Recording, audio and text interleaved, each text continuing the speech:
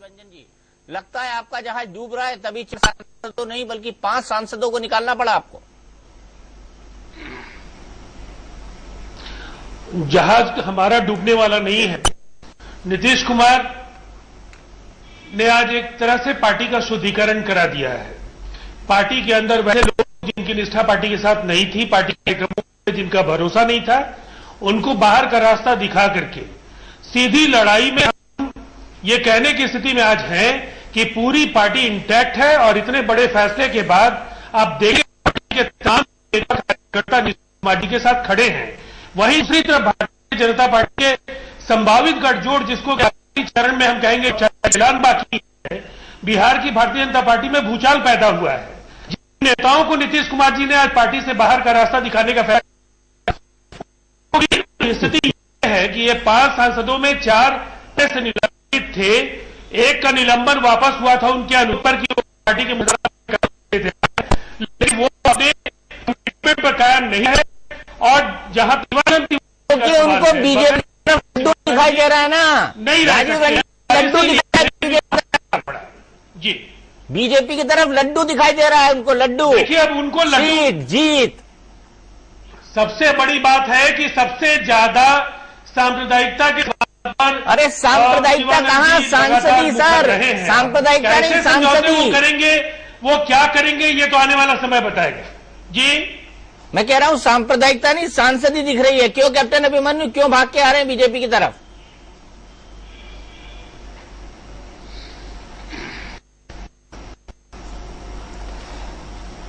दीपक जी, बिहार की राजनीति आमूलचूल परिवर्तन हो रहा है। जो आज से 2 दिन पहले दूसरे तोड़फोड़ प्रयास का था, आज वो स्वयं उसकी एक मेजर सर्जरी होकर के और वो कटा छड़ा आज की तरह बचा है। दूसरी तरफ भारतीय जनता पार्टी के पक्ष में पूरे देश में जो दलित हैं, पिछड़े हैं, वंचित हैं, पीड़ित हैं, शोषित हैं, उनका विश्वास बढ़ रहा है। Republican Party of India, Ramdas Athawale ji, श्रीमान उदित राज जी और आज रामविलास पासवान जी ने भी देश की राजनीति में 2 नए परिवर्तन किए हैं। पहले तो लंबे समय से श्रीमान मोदी जी के ऊपर इल्जामात टेलीविजन के माध्यम से लगे जाते रहे, और रामविलास पासवान जी वो शख्स हैं जिन्होंने देश के संविधान, देश के कानून और न्यायतंत्र के निर्णय का सम्मान करते हुए आज भारतीय जनता पार्टी के साथ गठबंधन लेकर के चाय पर चर्चा प्रारंभ की। और लंबे समय से कांग्रेस और उनके सहयोगी दल जो छुआछूत राजनीति कर रहे थे सांप्रदायिकता के नाम पर, राजनीति को छोड़कर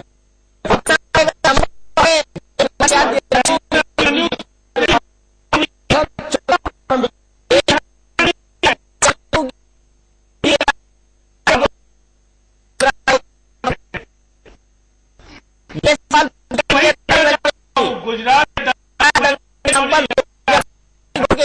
गोधरा के दंगे के आधार पर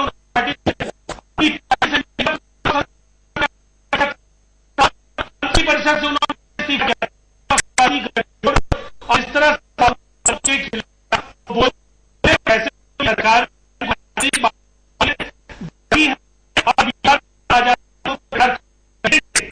जब तक हमारी हमने अपने आगे कोई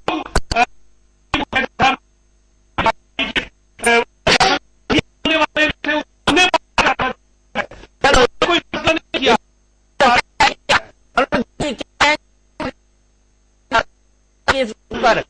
इन्होंने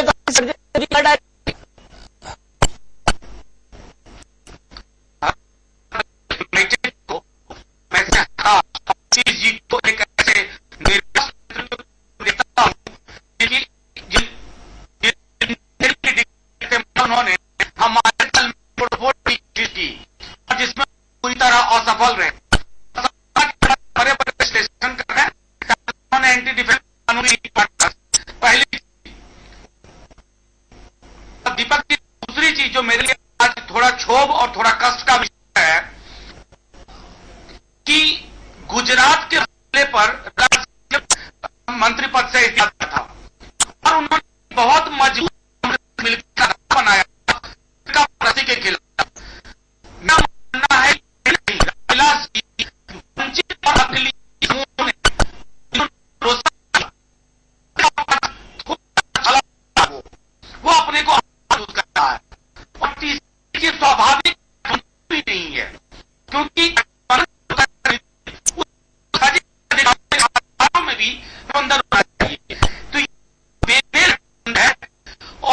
मोदी जी की जो तथाकथित हवा है उसको और लेने की कोशिश की गई है। उसके अलावा कुछ कैप्टन गुब्बारा नहीं गई है।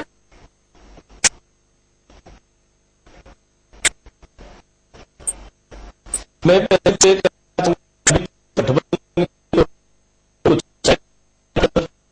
क्या हुई डॉक्टर मनोज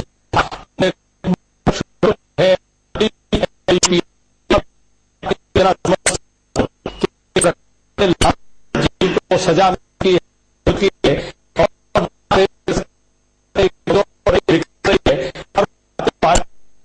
आज जो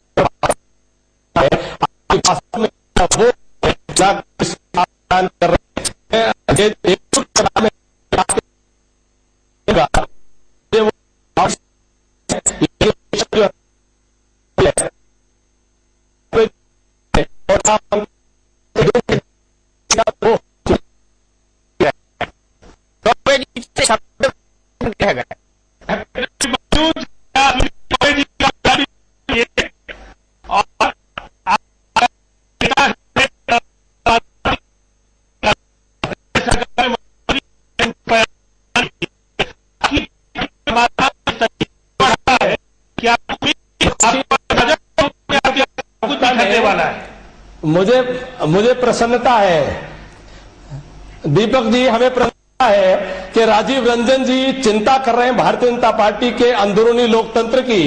जो इनकी स्वयं की पार्टी में कोई अगर सांसद भी इनके नेता के खिलाफ बोल दे तो उनको बाहर का रास्ता दिखा दिया जाता है। ये भारतीय जनता पार्टी के परिवार आधारित पद्धति पर चलने की जो हमारी लोकतांत्रिक प्रक्रिया है उसमें की बात सुन करके अंतिम निर्णय हम समय पर आने पर ही ले, तो केवल चर्चा प्रारंभ हुई है, इतनी तकलीफ कर पाए।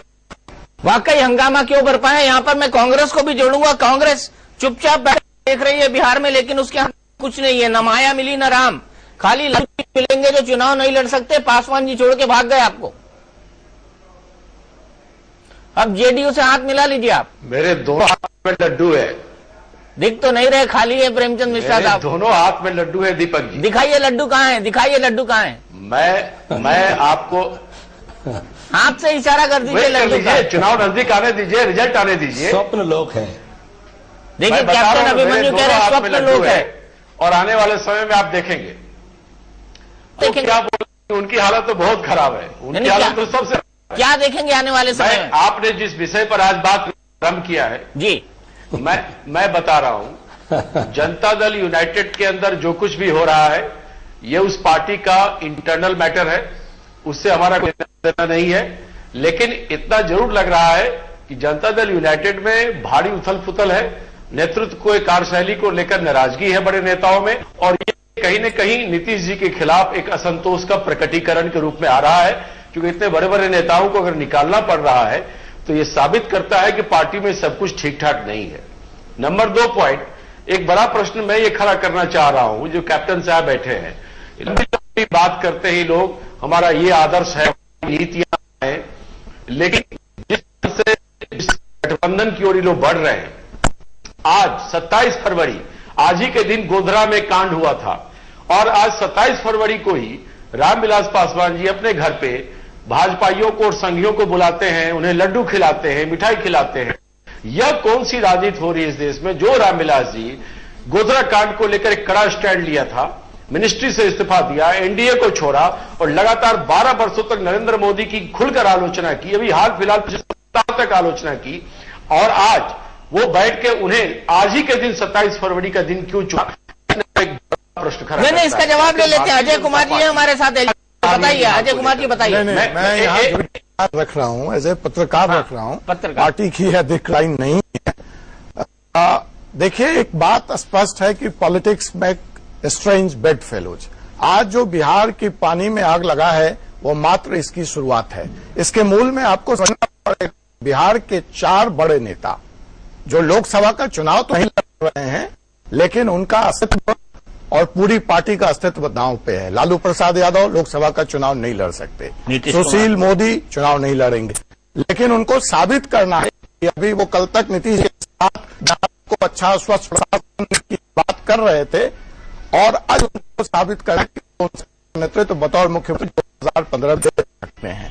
नीतीश कुमार जैसा कि आप कह रहे थे चुनाव नहीं लड़ेंगे, लेकिन उनको पिछले बार 25 में आई, तो जनता वह उनसे सवाल करना चाहेगी और जानना चाहेगी कि क्या वह उस परफॉर्मेंस को पाएंगे। तो ये नेतृत्व की लड़ाई है। और दीपक जी, इसके साथ एक बात और है, पहली बार भारतीय राजनीति में जो सत्ता की लड़ाई है वो बैकवर्ड वर्सेस बैकवर्ड हो गई है और उसका संघर्ष जारी है। इसलिए आप यह देखेंगे कि मोदी जी का जैसे ही उन्नति होती है, नीतीश जी सबसे पहले उसका विरोध करते हैं, क्योंकि कहीं न कहीं जो ओबीसी का स्पेस लेने का झगड़ा है वह इसके मूल में है।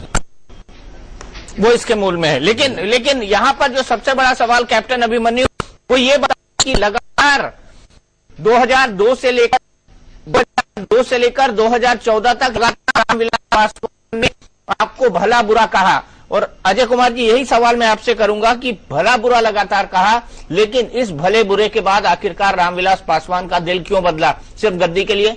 नहीं, वहां पे एक बात महत्वपूर्ण है। आप देखिए, दो बातें कल रामविलास पासवान ने और चिराग पासवान जी ने कही है। उन्होंने यह स्वीकार किया कि यह जो चुनाव था वो एलजेपी अस्तित्व की लड़ाई है। आपको पता है कि बिहार में 12 सीटों पर एलजेपी ने चुनाव लड़ा था और उसको एक भी सीट नहीं मिली थी। यहां तक कि रामविलास पासवान जी भी चुनाव हार गए थे। और ऐसी स्थिति में जो उन्होंने कहा कि मैं लगातार लालू जी से संपर्क में था और वो कोई तवज्जो नहीं दे रहे थे, लास्ट में कह रहे हैं कि 25 सीटों पे आरजेडी चुनाव लड़ेगी, 15 सीटों में आप और कांग्रेस फैसला कर लीजिए। ये तो लालू जी का धर्मिता थी और यही हठ धर्मिता ने 2009 में कांग्रेस को अलग जाकर के चुनाव लड़ने के लिए मजबूर किया था। तब भी इसी सीट की लड़ाई थी। अगर आप उससे पहले का चुनाव देखेंगे, जब एलजेपी, कांग्रेस और आरजेडी कंबाइन साथ चुनाव लड़ी है, भारी सफलता मिली थी। भारी सफलता मिली थी। पर कुछ बोलना चाहिए मनोज झा, लालू जी ने बिल्कुल भाव नहीं दिया 4.5 साल तक, अब के 15 सीटें कांग्रेस और एलजेपी आपस में। दीपक जी, 2-3 चीजें, चूंकि मैं इस प्रक्रिया का हिस्सा रहा हूं तो मैं कहना चाहूंगा कि हिंदुस्तान का 2014 का चुनाव स्पष्ट रूप से कि ये 10 सीट के ऊपर नीचे का चुनाव नहीं है। पहली बार गांधीवाद के बाद प्रजातंत्र अपने स्वरूप का चुनाव करेगा। और बिहार के संदर्भ में हमारे कांग्रेस के मित्रों को, एलजेपी के मित्रों को, सबको पता है कि वोट परसेंटेज के टर्म में ये जो राजनीति फिरका परस्ती के खिलाफ, उसकी विरासत हमारे पास है। सबसे बड़ा मैट्रिक्स हमारे पास है। और अगर हमारा दल बड़ा है, हम कह रहे हैं अगर हम आपके साथ इतनी सीट पे जीत के आते हैं तो आपके पास कोई मजबूत करेंगे, क्योंकि हमारी लड़ाई बिल्कुल फिरका परस्ती के खिलाफ है। आप आए तो भी, आप न आए तो भी, और आपके बावजूद भी। और बिहार के मानस ने ये चुन लिया है। नहीं, वो तो मानस ने तो चुन लिया है, पासवान ने उस चक्कर में छोड़ दिया। नहीं तो डॉक्टर साहब का यही कहना है मेरा मानना है कि रामविलास जी का ये अपना निर्णय नहीं है। मेरा मानना है वो बहुत ही सेक्युलर मिजाज के आदमी हैं। उन्होंने बहुत बड़ी मिसाल कायम की 2000 में। मुझे कष्ट इस बात का है कि आखिर कौन से ऐसे कारक हैं जो रामविलास जी जैसे फिरका परस्ती के खिलाफ सिपाही को, जी ये तो आप करेंगे एक तरफ आप, नहीं वो तो बता चुके हैं, कि आपने किस तरीके से एक्सप्लेन करना पड़ेगा। कैप्टन अभिमन्यु जी बताइए। कैप्टन अभिमन्यु हमारे साथ जुड़े हुए, प्रेमचंद मिश्रा जी के साथ जुड़ूंगा। प्रेमचंद मिश्रा साहब, ये जो सेक्युलरिज्म का गुब्बारा आपने भरा था, मुझे लग रहा है फूट गया है। देखिए, सेक्युलरिज्म की विचारधारा है, वो गुब्बारा फूटने वाला नहीं है। हमने स्पष्ट रूप से अपने को भी कहा जो कांग्रेस से गठबंधन के इच्छुक थे कि ये राहुल गांधी जी का लाइन है कि हम ऐसे लोगों को उम्मीदवार बनावे जो स्वच्छ छवि के हो, जो अपेक्षाकृत युवा हो और जिनकी कुछ न कुछ राजनीतिक पृष्ठभूमि हो। इस आधार पर हमने सहयोगी दल को भी ये बात कहा और अपने पार्टी के अंदर भी हम इसे लागू कर रहे हैं। लेकिन हमारे कुछ मित्र दल में ऐसे लोग हैं जो आज भटे तैयार बैठे हैं, उनके कुछ ऐसे उम्मीदवार। यह प्रश्न मैं बीजेपी से भी खड़ा करना चाहता हूं, जो पार्टी बड़े बड़े दावा करी है, क्या वो बिहार में दागी और बाहुबलियों के लिए वोट मांगने मोदी आएंगे? और मुझे इसलिए नहीं होता है कि ये इसलिए आएंगे कि गुजरात में ऐसे लोगों को अपने मिनिस्ट्री में और हम बना रखा है, चाहे बाबू है, बुखारिया हो, चाहे कुछ 6-7 लोग हैं जिनके कैबिनेट में हिस्सा है। तो गुजरात के उस मॉडल तो अपराधीकरण का मॉडल है, गाड़ी मॉडल है और हिंसा करने का मॉडल है, उस तरह के मॉडल बीजेपी बिहार में भी लागू करना चाहती है। इससे उम्मीदवार के रूप में, सहयोगी दल के उम्मीदवार के रूप में बनाना चाहिए। एक बिहार के मतदाताओं के सामने खड़ा क्या विकल्प है, क्या यही हमारे लिए विकल्प हो सकते हैं? एक बड़ा है। नंबर 2, एलजेपी को लेकर मेरा यह प्रश्न है कि लोक जनशक्ति पार्टी चूंकि लगातार बोलती रही है मोदी जी के खिलाफ और आज क्या परिस्थिति हो गई, तो इन परिस्थितियों का भी खुलासा होना चाहिए। ने एक तरफ कहा था कि सोनिया फैसला लेगी हम उसको नहीं, आपने कहा कांग्रेस जो फैसला लेगी हम मानेंगे। आज आप अलग हट रहे हैं, तो अलग हटने के लिए अगर तैयार हो रहे हैं तो इसके लिए कौन सी परिस्थितियां हैं जो रामविलास जी को बाध्य कर रही हैं? वो कह रहे हैं कि मैं आज भी सेक्युलर हूं, लेकिन मुझे तब संदेह हो रहा है कि ये कौन सा सेक्युलरिज्म है कि आप 27 फरवरी को गोधरा के बरसी के दिन बीजेपी के लोगों को जाते हैं। मैं समझता हूं अगर जी ने बीजेपी आपके साथ आए तो सेक्युलर, बीजेपी के साथ जाए तो कम्युनल, ये कौन सी लाइन हुई साहब? ये कौन सी लाइन आपके साथ तो सेक्युलर? आपने गंगा खोल रखी है सेक्युलर। जो व्यक्ति लगातार 12 साल तक बीजेपी के खिलाफ बोला, जो व्यक्ति लगातार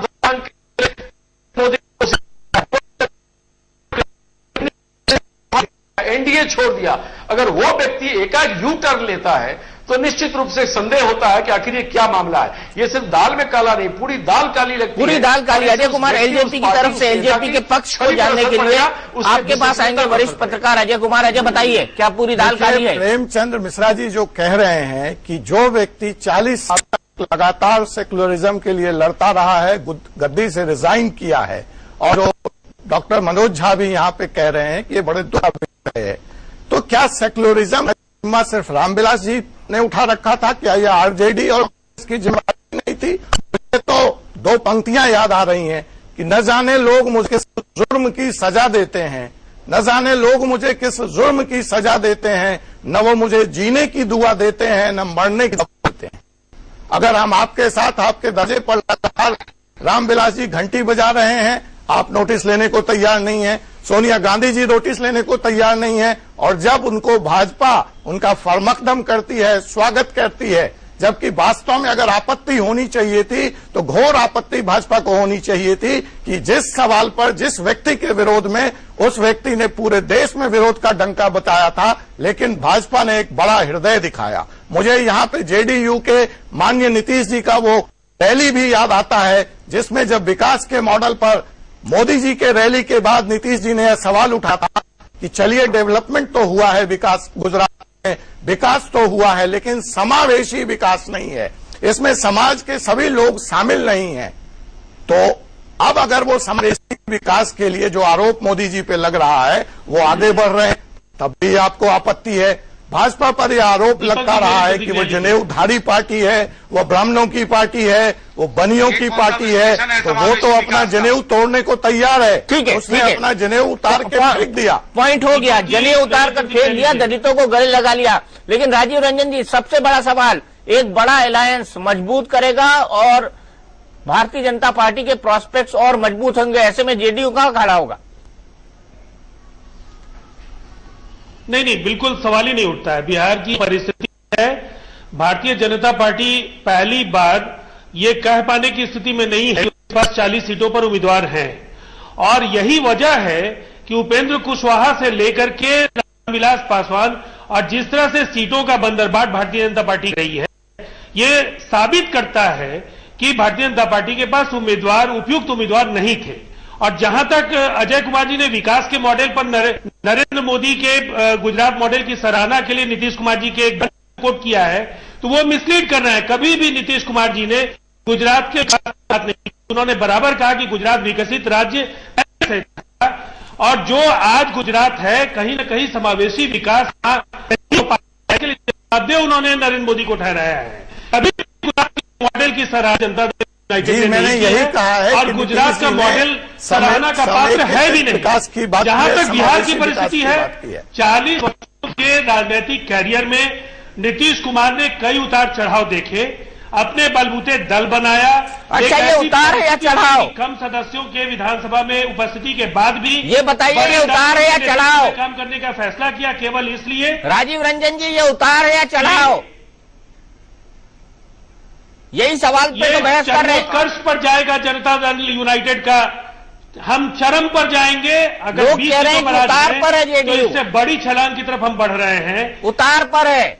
मैं कह रहा हूं हम लोग चढ़ाव पर हैं, और चढ़ाव नहीं, हम तो चरम कह रहे हैं। हम चरम कह रहे हैं। अच्छा, और बिहार का चुनाव नीतीश कुमार के इर्द गिर्द होगा। कैप्टन इस अभिमन्यु, तरीके के समझौते, बेमेल समझौते हो रहे हैं केवल नीतीश कुमार जी के सामने चुनौती उपस्थित करने के लिए, लेकिन बिहार की जनता विकास के साथ रिश्ता जोड़ चुकी है। और 17 साल तक एक और बेमोल समझौता चला था। विकास का रास्ता तय भी किया है जनता ने। 17 साल तक एक और बेमोल समझौता चला था, जिसने आपको गद्दी तक पहुंचाया, बीजेपी और जेडीयू का, उसको मत भूलिएगा। कैप्टन अभिमन्यु, ये बताइए। बेमेल समझौता इसलिए नहीं था कि धारा 370 से लेकर के जन्मभूमि और यूनिफॉर्म सिविल कोड पर हमारी असहमति को राष्ट्रीय गठबंधन ने स्वीकारा था, और हम कई अभी भी नरेंद्र मोदी इसकी बात कहां कर रहे हैं? अभी भी नरेंद्र मोदी इसकी बात क्या कर रहे हैं? दरअसल नरेंद्र मोदी को नीतीश कुमार और नीतीश कुमार को नरेंद्र मोदी का चेहरा पसंद नहीं है। लड़ाई इस बात की है। क्यों अभी कैप्टन अभिमन्यु, लड़ाई इसी बात की है ना? नरेंद्र मोदी के कारण भारतीय जनता पार्टी ने कांग्रेस के खिलाफ लड़ाई को पूरी तरह से ध्रुवीकरण की तरफ मोड़ दिया, नहीं तो एक बड़ा महागठजोड़ बन सकता था और कांग्रेस का पतन तय था। भारतीय जनता पार्टी का नेतृत्व अगर नरेंद्र मोदी की जगह किसी ऐसे व्यक्ति के हाथ में सौंपी जाती जिसके साथ पूरे देश का प्रतिपक्ष होता, तो मैं समझता हूं एक स्वस्थ परिस्थिति होती, और धार्मिक आधार पर जो गोलबंदी और कट्टरता के रास्ते पर देश को ले जाने की कोशिश है, इससे भी देश उभर गया होता। कैप्टन अभिमन्यु, आप बड़ी देर से खामोश है। देश को बांटने जा रहे हैं हम, ये बड़ा गंभीर इल्जाम है जेडीयू का।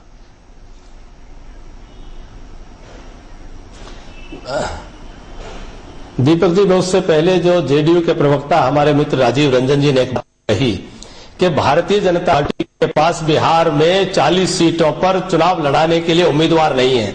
इस बात के ऊपर हो सकती है, हम उस बात के ऊपर उनके साथ में चर्चा कर सकते हैं, लेकिन एक बात तो स्पष्ट हो रही है कि भारतीय जनता पार्टी की टिकट लेने के लिए कतार लग रही है, लाइन लग रही है, और जनता दल यू की टिकट को लोग छोड़ छोड़ करके इनकी पार्टी से जा रहे हैं। इसी से अपने आप में जनता का मानस समझ में आता है और बिहार की हवा और लहर की दिशा समझ में आती है।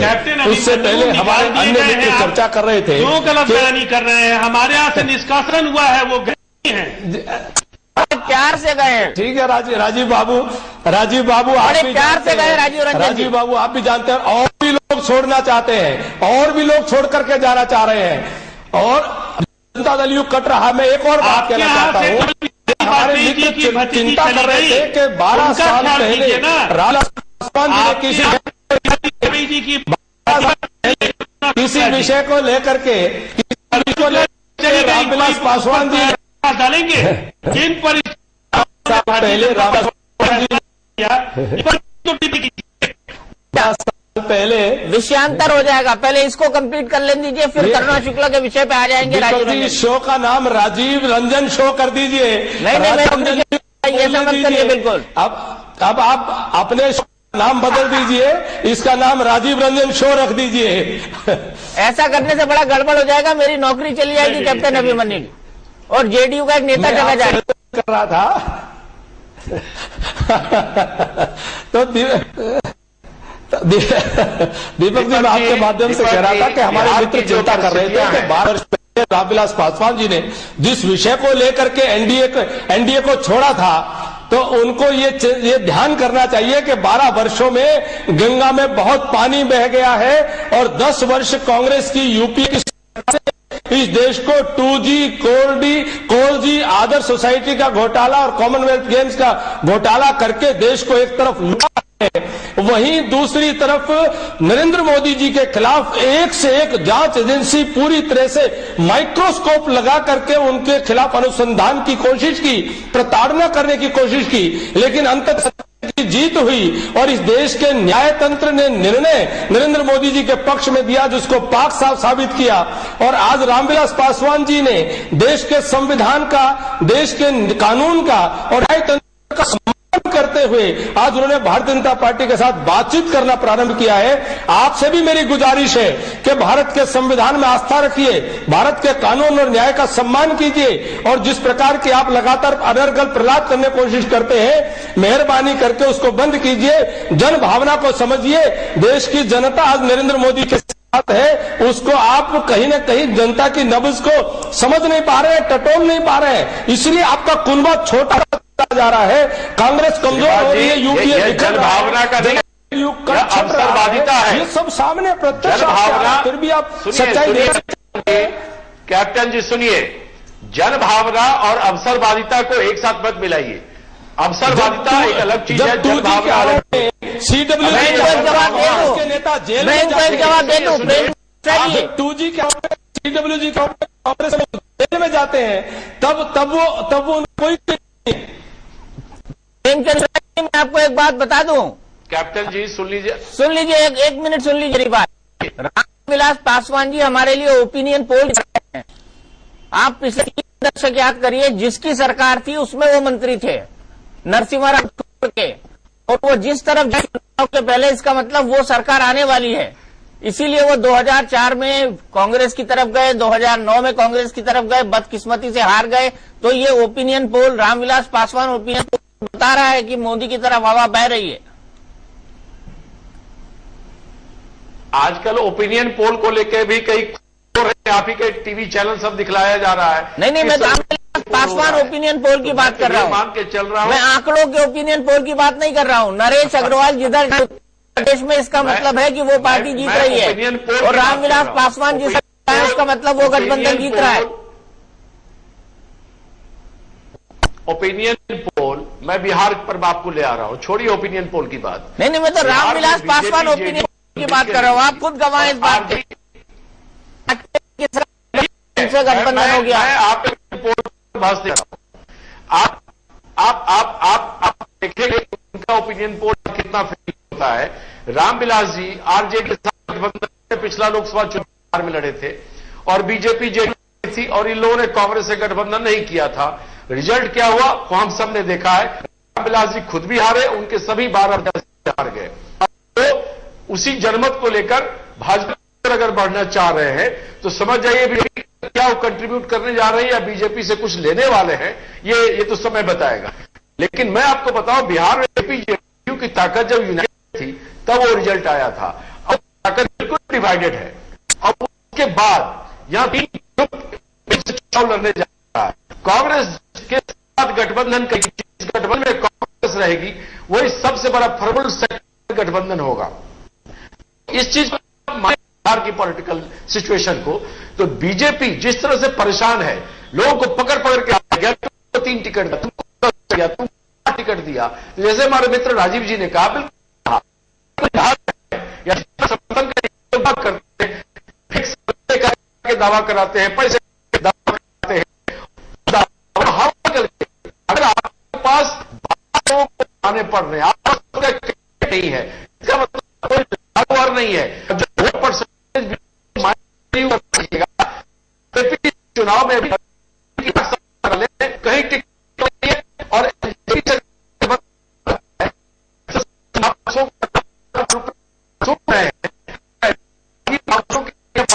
के लिए प्रधानमंत्री वोट मांगने आए, इसी तरह के विचार जाए अगले चुनाव में, भी एक विचार जो बनना चाहता है, बीजेपी को एक्सपोज करके रखने की इस चुनाव, और जो उसके साथ जाएगा वो भी मारा जाएगा। बीजेपी बिहार में उसकी नहीं है। बीजेपी के लिए बिहार की भूमि उर्वरा भूमि कभी नहीं हो सकती है। चलिए, कभी हो सकती, इसीलिए 91 सीट्स ले आई थी। मनोज झा जी, एक सवाल आपसे ये है कि क्या नरेंद्र मोदी अब बाहुबलियों के लिए वोट लालू यादव के थे, और जिस नाम पर लालू के लिए कहा जाता था कि भाई ये तो बाहुबलियों के नेता हैं? दीपक भाई, अभी आपसे पहले एक और टेलीविजन चैनल में मूलतः यही प्रश्न था, और मैंने कहा था कि अगर बाकी कोई बाहुबली से तो एकाध शहर डरता है, एकाध जिला डरता है। नरेंद्र मोदी तो इस देश के नक्शे बहुत सारे हिस्से डरते हैं, बहुत सारी कौम डरती है। इसलिए बाहुबलियों के संदर्भ में तो बात न की जाए, पहली चीज। दूसरी चीज, मेरे मित्र राजीव जी अगर बताते हैं, उन लोगों की जुबान से सेक्युलरिज्म पता लगता है। 17 साल और बिहार के सीमांचल, मिथिलांचल और मगध का आरएसएस का जो एक्सपेंशन हुआ है उसके लिए एक नीतीश जी जिम्मेवार। अपने पांव के नीचे जमीन खिसक तो मौसमी है, उन्होंने किया और इस भरपाई होनी अभी अब नहीं की है। ये अपना कि भैया अवसरवादी हैं। अवसरवाद मैं फिर कहूंगा रामविलास जी का जाना, रामविलास जी का अच्छा संयोग नहीं, अब अच्छी बात नहीं है। तो इसी ग्रुप के साथ रहना चाहिए था, इसी ग्रुप के साथ रहना चाहिए। कैप्टन अभिमन्यु, बड़ा सवाल, क्या आप बाहुबलियों के लिए प्रचार करेंगे नरेंद्र मोदी जैसे सूरज भान की? लेकिन मनोज जी ने जदयू के बारे में बहुत सारी बातें कही हैं। कैप्टन अभिमन्यु, मैं आग्रह करूंगा, मैं जल्द से जल्द खत्म करूंगा अपनी बात। सेक्युलरिज्म के लिए सर्टिफिकेट देने का सवाल शायद मुझसे किया है। आपका भागलपुर दंगों के जो अभियुक्त थे उनको सार्वजनिक समारोह में सम्मानित करने का फैसला भी राजद के नेताओं ने किया और लालू प्रसाद जी ने खुद यादव को सम्मानित करने का काम किया। और भागलपुर दंगे के किशनगंज में अलीगढ़ मुस्लिम यूनिवर्सिटी का ब्रांच, और अगर आप कहना चाहेंगे तो अल्पसंख्यक कल्याण के तो बिहार में नीतीश की सरकार के समय में ही वो सारे कार्यक्रम आए। आपके कार्यकाल में जो सच्चर कमेटी और रंगनाथ मिश्रा आयोग की उसको पढ़ लीजिए कि अल्पसंख्यकों के नाम पर वोट आपने लिया, लेकिन कल्याण के लिए आपने कुछ नहीं किया। और यही वजह है कि 200 सीटें तो हम जीते, उसमें जो बड़ी संख्या में अगर अल्पसंख्यक उम्मीदवार जीत करके आए हैं तो उन उम्मीदवारों के साथ बहुसंख्यक उम्मीदवारों को भी बिहार में निकल करके वोट किया। इसलिए सेक्युलरिज्म का जो नारा है, इस नारे के बहाने जो कुनबा परिस्थिति, भाई भतीजावाद और अपराधियों का जो थोपा है, बिहार जनता उन 15 वर्षों को उस दौर में लौटना भी चाहिए। और यही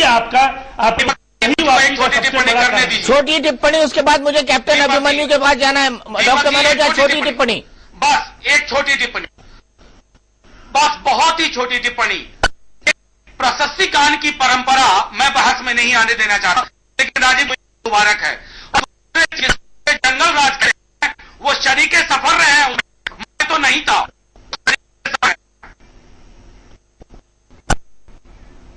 राजीव रंजन जी, आप मनोज, पूरे बिहार में के साथ पूरा जनता दल परिवार था और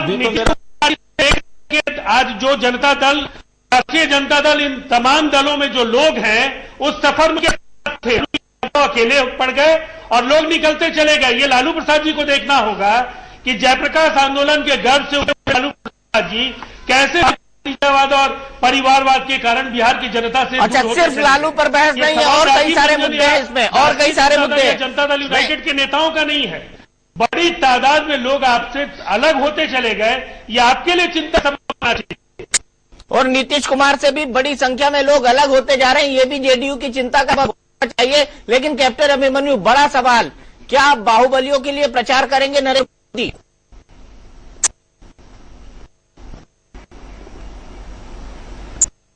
दीपक जी, बड़ा अच्छा लगा कांग्रेस के हमारे प्रवक्ता प्रेमचंद मिश्रा जी ने बड़ी चिंता व्यक्त की है कि नरेंद्र मोदी जी अपनी साफ छवि के बावजूद इस प्रकार से क्या वोट मांगने के लिए आएंगे। उन्होंने उनकी साफ छवि दिखाई देते हुए स्वीकार किया है कि देश में उनकी सरकार की साफ छवि है, लेकिन अभी तो गठबंधन भी नहीं हुआ, घोषणा भी नहीं हुई, भी नहीं बटी, उम्मीदवार भी तय नहीं हुए, तो अभी से हम कैसे सरकार की छवि के लोगों को लड़ाया। तो आप चिंता न करें, भारतीय जनता पार्टी गंभीर है अपने लेकर के। नरेंद्र मोदी जी इस देश में आने वाले समय में प्रधानमंत्री बने और अच्छे लोगों को साथ लेकर के समाज के अंतिम वर्ग के से उत्थान के लिए हम तमाम जितने दलित आंदोलन से जुड़े लोग हैं उनको भी अपने साथ लेकर के इंडिया के कुनबे को बढ़ाते हुए में देश की आवश्यकता है कि एक स्थिर सरकार हो, स्थायी सरकार हो, मजबूत सरकार हो, निर्णायक सरकार हो, जो निर्णय ले सके। आज के जिन लोगों के सरकार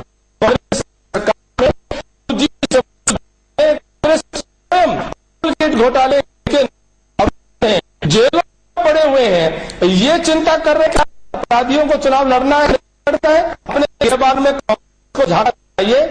तो देश का आज पहचान बन चुकी है करप्शन की, कांग्रेस कुशासन की है, और घोटालों का उस नाम जो कांग्रेस का घोटालों के साथ जुड़ चुका है। तो आज प्रेमचंद मिश्रा जी ने चिंता व्यक्त की है। मैं आपकी चिंता के जो है हम इसको बिल्कुल स्वीकार करते हैं और हम इस बात का ध्यान रखेंगे कि हम ईमानदार और अच्छे लोगों को, चरित्रवान लोगों को, अच्छी छवि के लोगों को साथ में लेकर के हम बढ़ेंगे। बताइए प्रेमचंद मिश्रा जी, जवाब मिल गया आपको? बिल्कुल बिल्कुल, मेरा मानना है, हाँ बिल्कुल बिल्कुल, हाँ मैं समझ गया। इनका जो एजेंडा है, जिस तरह से सजा याफ्ता बुखारिया को इन्होंने अपने मंत्रिमंडल में गुजरात में बना के रखा है, माया कोडनानी को बना के रखा, बाबू बजरंगी को प्रोटेक्शन दिया है, गुजरात कैबिनेट में आज भी 7 जो दागी हैं जिनके ऊपर आपराधिक मुकदमे चल रहे हैं, वही मॉडल हम कानून का बिहार में भी लागू करना चाहते हैं। इससे मैं आपको बता रहा हूं, और आज सुनिए बाबूलाल बुखारिया के ऊपर कोई भी केस आज के दिन सुनिए, मैंने बीच में आपको नहीं टोका। प्रेमचंद मिश्रा जी, आप अपने, मैंने आपके बीच में नहीं कर रहा हूं, सुनिए, मैं आपके फैक्ट सीख कर रहा हूं सर। कैप्टन जी आपको बीच में नहीं टोका, मैंने बीच में आपकी गलत जानकारी को सुनिए, मैं आपकी चिंता बढ़ाने वाला हूं, सुनिए ध्यानपूर्वक। जो अपराधियों का संरक्षण, जो दंगाई के काल से गुजरात में, उस मॉडल को आप बिहार में लाना चाह रहे हैं। बिहार गुजरात नहीं बन सकता है, ये इस चीज को माइंड में रखिए। बिहार एक ऐसी भूमि है जहां पर हमेशा बिहार में जिनके साथ आपका गठबंधन चल रहा, जिनके सहयोग से आपकी सरकार चल रही, उनकी पहचान ही बाहुबली वर्ष हमने किसी भी दागी को, सुनिए, किसी भी दागी को बचाने हमने उसे जेल भेजा, हमने आप येदियुरप्पा को वापस लाया, आपने तो सहयोग किया, आपने अपने साथ जोड़ रहे हैं, जो सजायाफ्ता है, जो अपराधी है, जिन्होंने भ्रष्टाचार की दुहाई देकर बीजेपी बन गई है। सुन लीजिए बात को। आपने येदियुरप्पा को लाकर क्या साबित किया? आपने यह साबित किया हमारे टीम में यही लोग चाहिए। आपको बिहार में उन दागी बाहुबलियों जिनके ऊपर अपराध बलात्कार के मामले चल रहे हैं, आपके कॉमनवेल्थ गेम्स में कलमाडी जी, आपके वोट मांगने आ रहे हैं, तमाम क्या पॉलिटिक्स बिहार में नहीं चलेगी? प्रधानमंत्री गुजरात शामिल है, आप उनको मंत्रिमंडल में रखें। एक एक करके भगवान, एक एक करके। भ्रष्टाचार की बात आप मत करिए, भ्रष्टाचार के लिए शिष्टाचार की बात बीजेपी नहीं, तो आप कौन करेगा? कांग्रेस पार्टी करेगी। इस देश के अंदर लाखों करोड़ों रुपए के घोटाले करने वाले जब कांग्रेस पार्टी के लोग भ्रष्टाचार का बात करिए, प्रेमचंद जी, देश के प्रधानमंत्री तक के ऊपर आरोप लगे हैं। एक एक करके राष्ट्रीय पार्टियां हैं, एक एक करके के अंदर, कैंप के अंदर, आसोसिएशन के अंदर किया है। दीपक जी, मैं एक बात जोड़ दूं कि जब वही एलजेपी के लोग की जनता आपके साथ और आरजेडी के लोग गठबंधन में थे, तो वो सच्चरित्र थे। अगर वो तरफ से चुनाव लड़ेंगे तो बाहुबली हो गए, क्यों करेंगे? कल तक आपके वही लोग आपके मंडल में मंत्री थे, आपने उनका प्यार किया, आप ज्वाइंट गठबंधन में थे, आप उन बाबुओं का नाम बताइए जिनको था, और आज क्यों विलास जी ने बदल ली? तो आप सवाल कर रहे हैं भाजपा से कि मोदी जी उन बलियों का प्रचार करेंगे। अब तो कर चुके हैं, वो करेंगे या नहीं करेंगे ये समय बताएं। बिहार में हमारा कोई गठबंधन नहीं था, बिहार में उस गठबंधन में हम नहीं थे, बिहार में कांग्रेस। तो आप एक सच्चाई और स्वीकार करते हैं कि सेक्युलरिज्म पे कोई मतलब नहीं था, अगर इस्तेमाल किया था या आरजेडी का अपने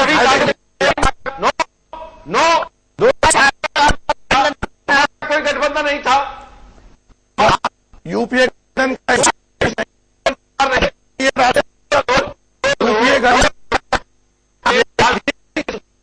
आरजेडी थी है नहीं है, आप अभी बस कर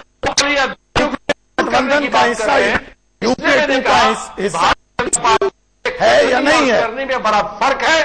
बीजेपी वस्तुतः भ्रष्टाचारियों की, अपराधियों की, दंगाइयों की संरक्षक एलजेपी और बीजेपी कम से कम इस तरह की पॉलिटिक्स पर दावा न करे। और एलजेपी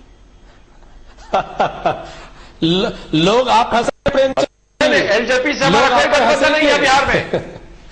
एलजेपी से हमारा कोई गठबंधन नहीं है। यूपीए 1 का हिस्सा नहीं थी एलजेपी। गठबंधन नहीं है बिहार में, हमारा किसी से कोई गठबंधन नहीं है। रामविलास पासवान के मनमोहन सिंह मंत्रिमंडल में बाहुबली है। राष्ट्रीय स्तर पर एलजेपी के लोग बाहुबली नहीं है, बिहार में वो बाहुबली है। हमारे गठबंधन में, कांग्रेस के गठबंधन में आरजेडी और बीजेपी नहीं है। ये यूपीए गवर्नमेंट को समर्थन देने वाले पार्टियां हैं। बिहार में हम अकेले लड़ रहे हैं, लेकिन दोनों का था। आप इनसे समझ सुनिए बीजेपी वाले हम पर ये उंगली उठाते थे। चलिए जल्द मैं यही कमेंट करूं प्रेमचंद मिश्रा जी के नेताओं को, हर बीजेपी के नेता चाहे करूंगा कि भूल है उनके रामविलास पासवान मनमोहन सिंह सरकार में मंत्री हैं और उनके बाद भी वो समर्थन देते आए हैं।